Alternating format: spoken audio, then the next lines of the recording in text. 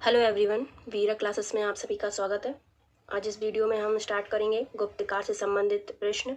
तो video start करने से पहले हम इसका सिलेबस देख लेते हैं जो अभी तक हमने सारे कंप्लीट करवाए हैं। तो इसका ये सिलेबस है, ये इसका सिलेबस है। इसमें सिंधु घाटी की सभ्यता, वैदिक संस्कृति, बौद्ध धर्म, जैन धर्म और मौर्य वंश के जो जितने भी प्रश्न थे वो अभी तक हमने सारे करवा दिए हैं। आप जाके वीडियो ज़रूर देखें। आज हम स्टार्ट करते हैं गुप्त वंश। तो वीडियो स्टार्ट करने से पहले अगर आपको वीडियो अच्छा लगे तो एक लाइक और चैनल को सब्सक्राइब जरूर करें। फर्स्ट क्वेश्चन है, कवि कालिदास किसके राजकवि थे? कवि कालिदास किसके राजकवि थे? चंद्रगुप्त मौर्य, समुद्रगुप्त, चंद्रगुप्त विक्रमादित्य या डी हर्ष? तो इसमें राइट आंसर हो जाएगा, कवि जो कालिदास हैं वो चंद्रगुप्त विक्रमादित्य के राजकवि थे। समुद्रगुप्त की बात करें तो इनके हरिसेन और हर्ष के थे बाण भट्ट। ठीक है, चंद्रगुप्त विक्रमादित्य को चंद्रगुप्त द्वितीय भी कहते हैं। अगला क्वेश्चन है, कुमार संभव महाकाव्य किस कवि ने लिखा? कुमार संभव जो महाकाव्य है वो किसने लिखा है? तो उसका राइट बाण भट्ट, चंद्रबरदाई, हरिसेन या कालिदास? तो इसका राइट आंसर हो जाएगा कालिदास। ठीक है, आगे चलते हैं। नालंदा विश्वविद्यालय की स्थापना का युग है कुषाण, मौर्य, गुप्त या पाल? तो इसका राइट आंसर हो जाएगा गुप्त काल। तो नालंदा विश्वविद्यालय जो है गुप्त काल में इसकी स्थापना की गई थी। किसके द्वारा की गई थी? कुमार गुप्त प्रथम के द्वारा। ठीक है, कुमार गुप्त प्रथम। बाल विवाह की प्रथा आरंभ हुई, तो बाल विवाह की जो प्रथा है वो किस काल में हुई? कुषाण काल, मौर्य काल, गुप्त काल या हर्षवर्धन के काल में? तो इसका राइट आंसर हो जाएगा सी, गुप्त काल से ही बाल विवाह की जो प्रथा है वो आरंभ हो गई थी। अजंता 5 क्वेश्चन है, अजंता गुफाओं के सरीखी जैसी गुफाएं मध्य प्रदेश में कहाँ हैं? मतलब अजंता गुफाओं जैसे ही दिखने वाली जो गुफाएं हैं मध्य प्रदेश में कहाँ पर हैं? ए बाघ जो कि थार में है, बी उदयगिरी की गुफाएं, मांडू या इनमें से कोई नहीं? तो इसका राइट आंसर हो जाएगा बाघ की गुफाएं जो कि अजंता के जैसे ही दिखती हैं। 6 क्वेश्चन है, गुप्त काल में उत्तर भारतीय व्यापार निम्नलिखित में से किस एक पत्तन से संचालित होता था? यानी किस एक बंदरगाह से संचालित होता था गुप्त काल में जो व्यापार है? ए भड़ोज, बी ताम्रलिप्ति, सी कल्याण या डी कॉम्बे? तो इसका राइट आंसर हो जाएगा बी, ताम्रलिप्ति से भारतीय व्यापार किया जाता था गुप्त काल में। ताम्रलिप्ति क्या है? एक पत्तन है यानी एक बंदरगाह। 7 ने कालिदास द्वारा रचित मालविकाग्नि मित्र नामक गायक था। तो जो कालिदास द्वारा रचित मालविकाग्नि मित्र नामक गायक कौन था? ए गौतमीपुत्र सातकर्णी, बी पुष्यमित्र शुंग, सी अग्निमित्र या डी चंद्रगुप्त द्वितीय? तो इसका राइट आंसर हो जाएगा सी, अग्निमित्र। अगला क्वेश्चन है 8, किसके सोने के सिक्कों में हीन धातु के मिश्रण का प्रतिशत सर्वाधिक है? कांच, चंद्रगुप्त प्रथम, चंद्रगुप्त द्वितीय या स्कंदगुप्त? तो इसका राइट आंसर हो जाएगा डी, स्कंदगुप्त।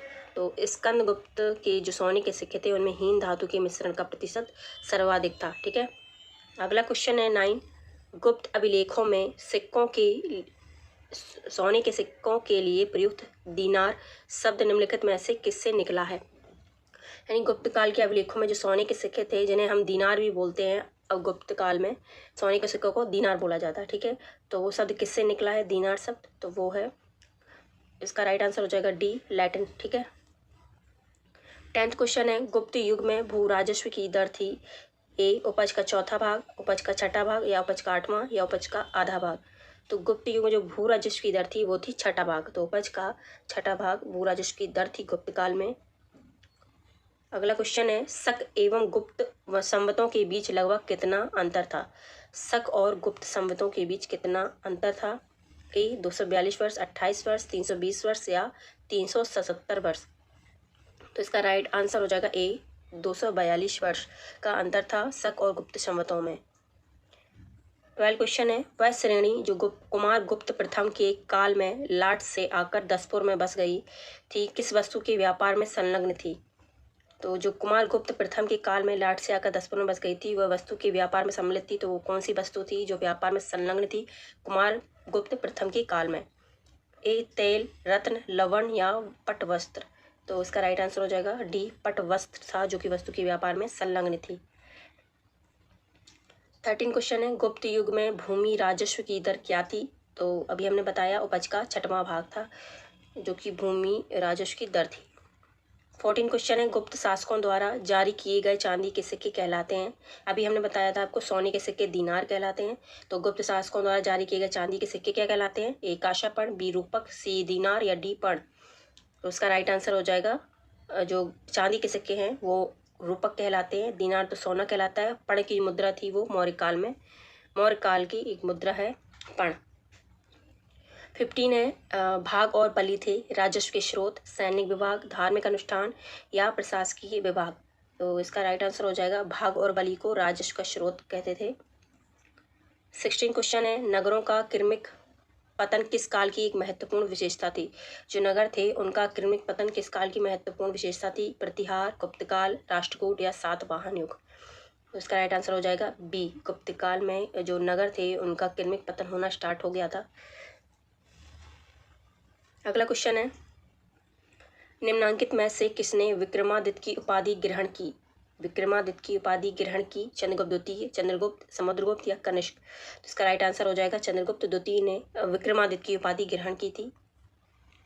अगला क्वेश्चन है, चीनी यात्री जिसने गुप्त काल में भारत की दशा का वर्णन किया? ए फायान, बी युआनचांग, सी फनिये या डी इत्सिंग। इसका राइट आंसर हो जाएगा ए फायान। फायान ही वो चीनी यात्री था जिसने गुप्त काल में भारत की दशा का वर्णन किया। चीनी यात्री फायान की भारत यात्रा के समय गुप्त वंश में शासक कौन था? ये क्वेश्चन पूछ सकता है। तो फायान की भारत यात्रा के समय गुप्त वंश में शासक कौन था? चंद्रगुप्त द्वितीय, समुद्रगुप्त, कुमारगुप्त या स्कंदगुप्त। इसका राइट आंसर है चंद्रगुप्त द्वितीय। 20 क्वेश्चन है, निम्न में से किस काल में स्त्रियों की पुरुषों से बराबरी थी?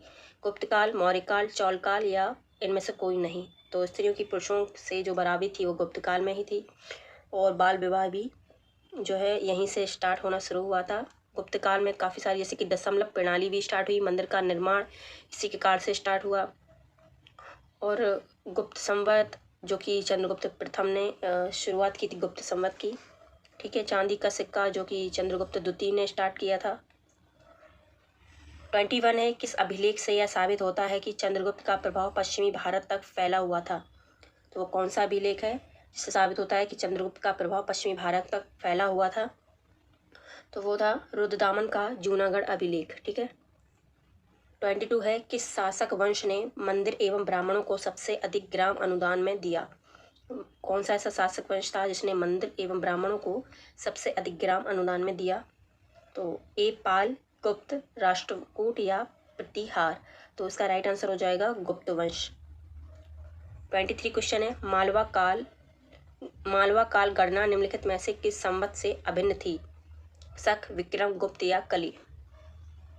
तो इसका राइट आंसर हो जाएगा सी, गुप्त। तो मालवा काल गणना जो है वो गुप्त से अभिन्न थी। ठीक है। 24 क्वेश्चन है, प्राचीन भारत में कारीगरों की संस्था क्या कहलाती थी? कारीगरों की संस्था प्राचीन भारत में क्या कहलाती थी? श्रेणी, विषय, समिति या संघ। तो इसका राइट आंसर हो जाएगा श्रेणी। जो कारीगरों की संस्था थी वो श्रेणी कहलाती थी प्राचीन भारत में। कौन सा राजवंश हूणों के आक्रमण से अत्यंत विचलित था? कुषाण, मौर्य, गुप्त या शुंग। तो इसका राइट आंसर हो जाएगा गुप्त। तो गुप्त राजवंश था जिसके समय में हूणों का आक्रमण हुआ था। तो उस टाइम पे कौन थे शासक गुप्त के? तो वो थे स्कंदगुप्त के समय में हूणों का आक्रमण हुआ था। ठीक है। 26 है, नगर प्रशासन के प्रसंग में नगर श्रेष्ठी एवं सार्थवाय का उल्लेख निम्नांकित स्थान से प्राप्त गुप्त अभिलेखों में हुआ है? तो किस स्थान पर हुआ है नगर प्रशासन के प्रसंग में नगर श्रेष्ठी एवं सार्थवाय का उल्लेख? तो पुंड्रुवर्धन, मध्य प्रदेश, अवंती या सौराष्ट्र। तो इसका राइट आंसर है ए, पुंड्रुवर्धन। गुप्त स्वर्ण एवं रजत सिक्के मूलतः निम्नलिखित के सिक्कों पर आधारित थे?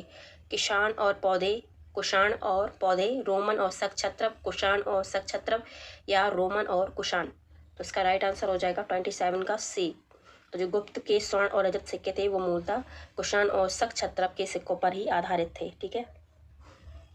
28 क्वेश्चन है, सामंत प्रथा प्राचीन भारत के किस युग में व्यापक रूप से फैली? तो वो कुषाण काल, मौर्य, सातवाहन या गुप्त काल। उसका राइट आंसर हो जाएगा डी, गुप्त काल से जो सामंत प्रथा है वो व्यापक रूप से फैली है प्राचीन भारत में। 29 क्वेश्चन है, अधोलिखित में कौन गुप्तकालीन स्वर्ण मुद्रा है? गुप्तकालीन स्वर्ण मुद्रा अभी हमने कई बार बताया, तो इसका राइट आंसर हो जाएगा डी, दीनार। ठीक है। अगला क्वेश्चन है, गुप्त संवत की स्थापना किसने की? गुप्त संवत की स्थापना किसने की? श्रीगुप्त, चंद्रगुप्त प्रथम, चंद्रगुप्त द्वितीय या घटोत्कच? तो इसका राइट आंसर है चंद्रगुप्त प्रथम के द्वारा गुप्त संवत की स्थापना की गई थी, और श्रीगुप्त के द्वारा गुप्त काल, जो गुप्त राजवंश है उसकी शुरुआत की गई थी श्रीगुप्त के द्वारा। और जो वास्तविक संस्थापक था वो चंद्रगुप्त प्रथम ही था इसमें। ठीक है, गुप्त वंश का। सती प्रथा का अभिलेखीय साक्ष्य कहाँ से मिलता है? एरण अभिलेख, भीतरी अभिलेख, जूनागढ़ या देवगांव? तो इसका राइट आंसर हो जाएगा एरण अभिलेख। सती प्रथा का जो अभिलेखीय साक्ष्य है वो एरण अभिलेख से मिलता है। 32 है, किस काल में भूमि अनुदान की प्रक्रिया तीव्र हो गई? ए गुप्त काल, सातवाहन, गुप्तोत्तर या मौर्य काल? तो भूमि अनुदान की जो प्रक्रिया तीव्र हो गई थी वो था गुप्त काल। तो गुप्त काल में भूमि अनुदान की जो प्रक्रिया है वो तीव्र हो गई थी। अगला क्वेश्चन है, गुप्तकालीन समाज में हाश के क्या कारण थे? गुप्तकालीन समाज में जो हाश हुआ था वो उनके क्या कारण थे? नंबर 1, शूद्रों का कृषि में संख्या कम होना, जातियों की संख्या बढ़ जाना, अछूतों की संख्या कम होना या वाणिज्य व्यापार का ह्रास? तो इसका राइट आंसर हो जाएगा वाणिज्य व्यापार का ह्रास होने के कारण गुप्तकालीन समाज का जो ह्रास है वो होना स्टार्ट हो गया था। प्राचीन काल में अक्षय निधि था सैन्य संगठन, राजस्व संगठन या व्यापारिक संगठन, या इनमें से कोई नहीं? तो इसका राइट आंसर है 34, तो में से कोई नहीं। अगला क्वेश्चन है 35, शकों को प्रथम बार हराने का दावा किसने किया? समुद्रगुप्त, चंद्रगुप्त मौर्य, चंद्रगुप्त द्वितीय या चंद्रगुप्त विक्रमादित्य और हर्ष? तो इसका राइट आंसर है सी, चंद्रगुप्त विक्रमादित्य, जिन्हें चंद्रगुप्त द्वितीय भी बोला जाता है। तो शकों को प्रथम बार हराने का दावा किया था चंद्रगुप्त विक्रमादित्य ने। 36 क्वेश्चन है, गुप्त काल में निम्न में किसकी पूजा मुख्यतः होती थी? ए ब्रह्मा विष्णु, बी विष्णु लक्ष्मी, सी राम और विष्णु या डी विष्णु और शिव? तो गुप्त काल में जो पूजा होती थी वो थे विष्णु और शिव। तो विष्णु और शिव की पूजा होती थी गुप्त काल में। मंदिर बनाने का निर्माण जो है वो गुप्त काल से ही स्टार्ट हुआ था। 37 है, महान संस्कृत कवि कालिदास किस शासक के काल में थे? तो चंद्रगुप्त द्वितीय, चंद्रगुप्त मौर्य, कुमारगुप्त द्वितीय या समुद्रगुप्त? इसका राइट आंसर हो जाएगा चंद्रगुप्त द्वितीय। जो कालिदास हैं चंद्रगुप्त द्वितीय के शासक के काल में थे। 38 क्वेश्चन है, निम्नलिखित में से किस गुप्त शासक ने अपने सिक्कों पर अपने को बीड़ा बजाते हुए आकृति में अंकित करवाया? तो कौन सा गुप्त शासक था? चंद्रगुप्त प्रथम, समुद्रगुप्त, चंद्रगुप्त द्वितीय या श्रीगुप्त? इसका राइट आंसर है बी, समुद्रगुप्त। समुद्रगुप्त ही वो शासक थे जिन्होंने अपने को बीड़ा बजाते हुए सिक्कों पर आकृति अंकित करवाई। 39 है, अजंता कलाकृतियाँ किससे संबंधित हैं? हड़प्पा, मौर्य, बुद्ध या गुप्त काल? तो इसका राइट आंसर हो जाएगा डी, गुप्त काल। 40 क्वेश्चन है, निम्नलिखित में से किसने बोध गया में सिंगली भिक्षुओं के लिए विहार बनाने की अनुमति दी थी? तो बोध गया में सिंगली भिक्षुओं के लिए विहार बनाने की अनुमति दी थी हर्षवर्धन, धर्मपाल, कनिष्क या समुद्रगुप्त? तो समुद्रगुप्त थे जिन्होंने बोध गया में सिंगली जो भिक्षु थे उनके लिए विहार बनाने की अनुमति दी थी। चीनी यात्री फाहियान के यात्रा विवरण के संबंध में यह उल्लेखनीय है कि वह ए गुप्तवंश का सविस्तार विवरण देता है, बी गुप्तवंश के शासकों का कोई उल्लेख नहीं करता है, सी गुप्त प्रशासन की आलोचना करता है या डी हिंदू स्थापत्य और मूर्तिकला की प्रशंसा करता है? तो इसका राइट आंसर है बी, गुप्तवंश के शासकों का कोई उल्लेख नहीं करता है। तो चीनी यात्री फाहियान के यात्रा विवरण के संबंध में यह उल्लेखनीय है कि गुप्तवंश के जो शासकों का कोई उल्लेख नहीं करता है। तो फिलहाल इस वीडियो में इतना ही है। अगले वीडियो में हम मिलेंगे, उसमें भी हम इसका सेकंड पार्ट करवाएंगे क्योंकि अभी और भी क्वेश्चन हैं इसके। तो बने रहें वीडियो में, और वीडियो अच्छा लगे तो एक लाइक, चैनल को सब्सक्राइब ज़रूर करें और शेयर ज़रूर करें। Thank you so much.